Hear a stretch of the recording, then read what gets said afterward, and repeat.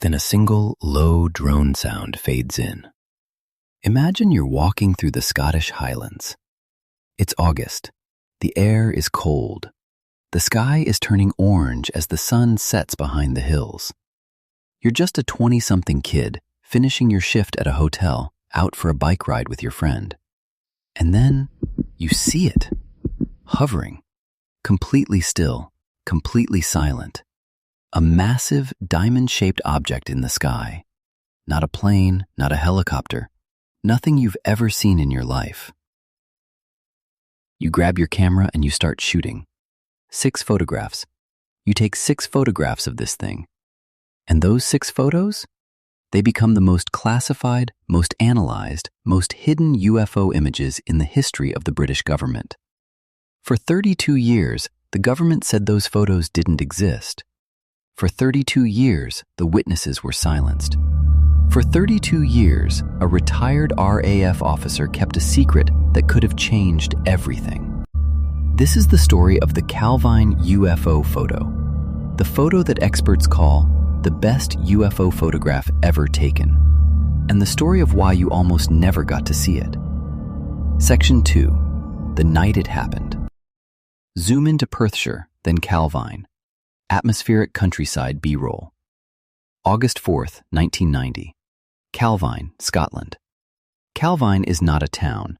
It's barely even a village, it's a hamlet. A handful of houses in the middle of the Scottish Highlands, 13 miles northwest of Pitlochry. The kind of place where nothing ever happens. 2 young men, we'll call them Kevin and his friend, they both worked as kitchen staff at a local hotel. Their shift was done around 8:30 p.m., so they grabbed their bikes and headed out toward Craigower Hill. The weather was clear. Visibility was excellent. The kind of evening where you can see for miles. At around 9 p.m., as the sun was beginning to dip below the hills, they saw it. Hovering above them was a massive diamond-shaped craft. Metallic, enormous, and completely, absolutely, terrifyingly silent. No engine noise, no exhaust, no vibration, just there. Kevin later described it as appearing to be made of metal, with what looked like rivets and seams on its surface. This wasn't some blurry light in the sky. This was a structured craft, and it just hovered for about 10 full minutes. Now here's where it gets even more interesting. They were not alone in the sky. A British Royal Air Force Harrier jet appeared, and it started circling the object, making low passes around it. Let that sink in. A military jet actively flying around this object, like it was investigating it, or escorting it, or both. Kevin grabbed his camera, a standard 35mm film camera, and he started shooting. 6 photographs. 6 clear, color photographs of a diamond UFO with a military jet in the background. Then, without warning, the object shot straight up. Vertical. No runway, no gradual climb, just gone. The Harrier jet flew away. The sky was empty. And Kevin and his friend just stood there, in the middle of the Scottish Highlands, with 6 photographs that would change their lives forever. But not in the way they hoped. Section 3. The photographs disappear. Newspaper archive visuals. Kevin and his friend did what any reasonable person would do in 1990. They went to the newspaper. Specifically, the Scottish Daily Record, a major Glasgow newspaper. They handed over all 6 photographs and the original negatives. The newspaper was excited. This was going to be a massive story. The Daily Record wanted to verify the photos before publishing. So, being responsible journalists, they contacted the Ministry of Defense, the British government's military authority. They sent the negatives to the MOD for expert analysis. And that's where the story dies. The MOD took the negatives. The story was never published. And the photographs? The MOD later claimed they returned them to the Daily Record. The Daily Record says they never received them back. 5 of the 6 photographs are gone, completely vanished. To this day, nobody knows where they are. The only surviving image is a single print, not even the original negative. just a print that was kept by one man. And that man is Craig Lindsay. Craig Lindsay, the man who kept the secret. Craig Lindsay was the Royal Air Force press officer for Scotland in 1990. When the Daily Record sent the photos to the MOD, they also faxed a copy to RAF Pittrevee Castle, where Craig worked. Craig received a print of the best photograph. He looked at it. He was stunned. He could clearly see the diamond-shaped object. He could see the rivets and seams on its surface. And he could clearly see a Harrier jet in the background, small in the distance, but unmistakably there. And Craig Lindsay did something that nobody expected. He kept it. For 32 years, Craig Lindsay kept that photograph inside the original envelope that was sent to him. He never showed anyone. He never talked about it publicly. He just kept it safe. Inside the envelope. In his house. For 3 decades. Why? Maybe he knew what it was. Maybe he thought someone might need it someday. Maybe he just couldn't bring himself to throw it away. Whatever the reason, Craig Lindsay's decision to hold on to that photo for 32 years is the only reason you're watching this video right now. Section 4.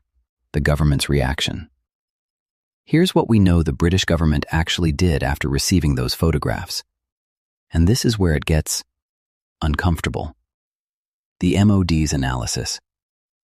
The Ministry of Defense didn't just glance at these photos and file them away.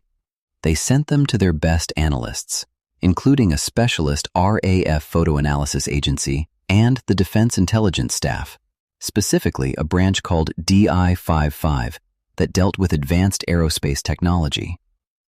These were serious people, trained to spot fakes, identify aircraft, analyze optics.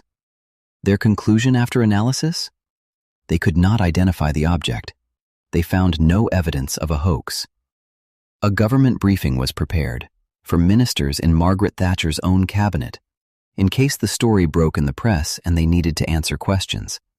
They were preparing for a public statement about a UFO photograph. Think about that. The British government was writing press statements about a UFO photograph that they couldn't explain.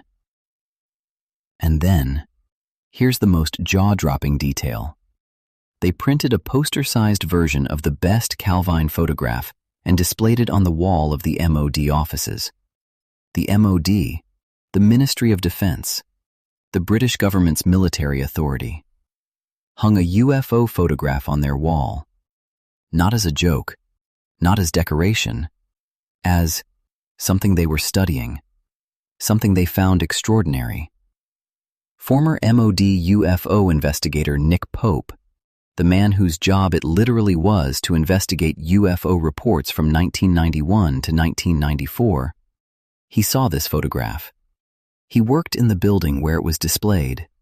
He said it was, quote, one of the most impressive and credible pieces of UFO evidence he had ever seen.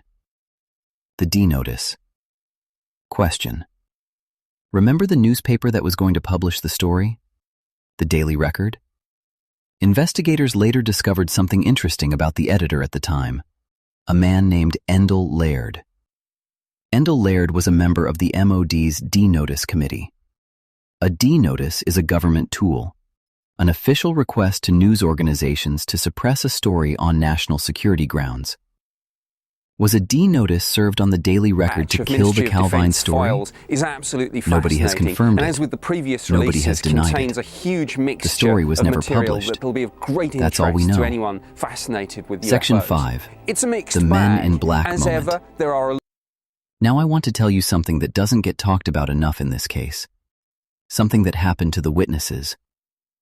After Kevin and his friend handed their photographs to the newspaper, something happened at their hotel. A former hotel worker later recalled a rainy evening shortly after the sighting. A black car pulled into the hotel car park. 2 men in dark suits got out. They found Kevin and his friend. And they made it very clear.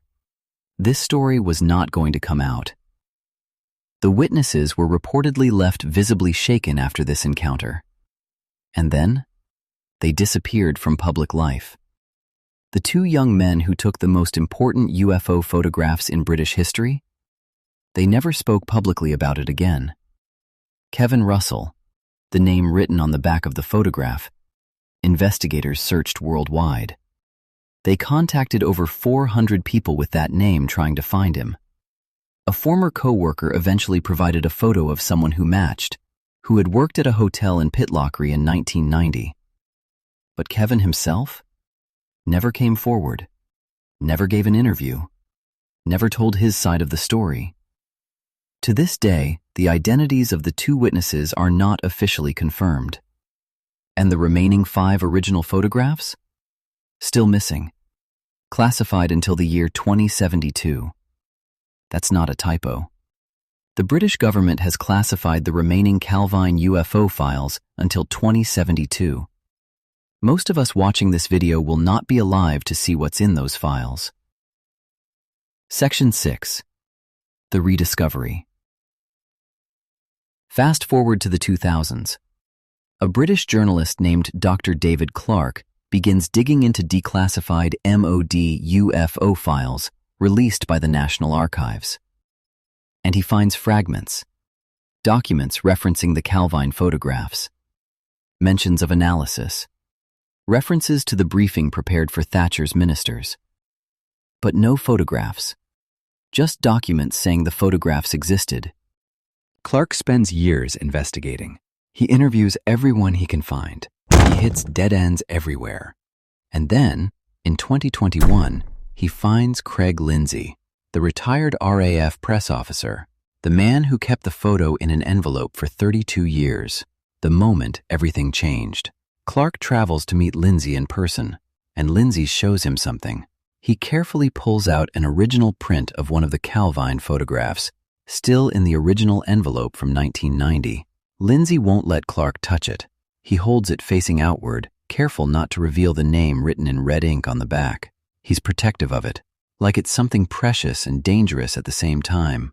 Clarke photographs Lindsay holding the photo, and on August 13, 2022, 32 years after the sighting, the Calvine UFO photograph is published for the first time. In the Daily Mail, front page, zoom in on the diamond shape and the Harrier jet in background. The reaction is immediate. The internet explodes. News outlets around the world cover it. The headlines call it the best UFO photograph ever taken, the clearest UFO photo in history, the holy grail of ufology. Scientists and photo analysts immediately begin examining it. What the analysis shows. Sheffield Hallam University's Dr. Andrew Robinson, a former RAF employee and photography expert, conducts a detailed forensic analysis of the print. His findings: the photograph is genuine. The camera used was most likely a standard 35mm film camera, not something that could easily fake this kind of image in 1990. The object in the photograph is clearly structured, not a lens flare, not a reflection, not a cloud. Multiple debunking theories were tested, including the idea that it could be a reflection in a lake or a secret military aircraft like the F-117 Nighthawk or B-2 Spirit. None of them fully explain what's in that photograph. The object remains unidentified. Section 7. What was it? The big question. So, what was the Calvine UFO? Let's go through the main theories honestly. Theory 1. Secret military aircraft. Some researchers believe it was a classified American or British Black Project aircraft, the kind that gets tested in remote areas away from public eyes.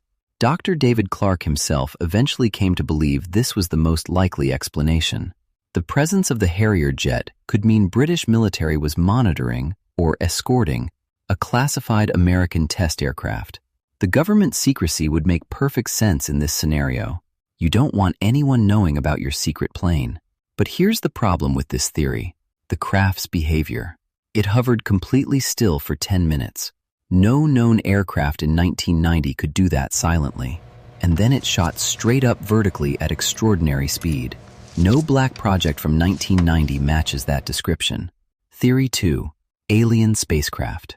The UFO community points to exactly those flight characteristics: the silence, the hovering, the vertical acceleration. These are not the behaviors of human engineering. At least not any human engineering we know about. Combined with the government's decision to classify the files for 82 years until 2072, believers argue the cover-up itself is the biggest clue. Why classify something until 2072 unless you really, genuinely don't want anyone to know what it was? Theory 3. Something in between. Here's a third possibility that doesn't get enough attention. What if the British and American governments know exactly what it was, but the answer is something they cannot tell the public? Not because it's alien, but because the technology involved reveals capabilities that no government wants its enemies to know about. In that case, 2072 isn't about hiding alien contact.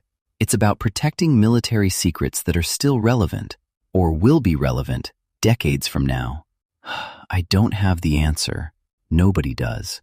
5 of the 6 photographs are still missing. The witnesses have never spoken publicly. The government files are sealed for another 46 years. And the only surviving photograph, the one Craig Lindsay kept in an envelope for 32 years, sits in the archives of Sheffield Hallam University, available for researchers to study, still unexplained. 2 young guys went for a bike ride one evening in Scotland. They saw something that changed their lives, and then they disappeared, silenced, scared, or maybe just exhausted into anonymity. Somewhere out there, if Kevin Russell is still alive, he knows what he saw. He has never told the world. Maybe he's afraid. Maybe he's been told not to. Maybe he's just done with it all. But those photographs exist. That craft existed, and the government knows more than it's saying. If you want to see more deep dives like this, hit subscribe, because we're just getting started. Drop a comment. What do you think it was? And I'll see you in the next one.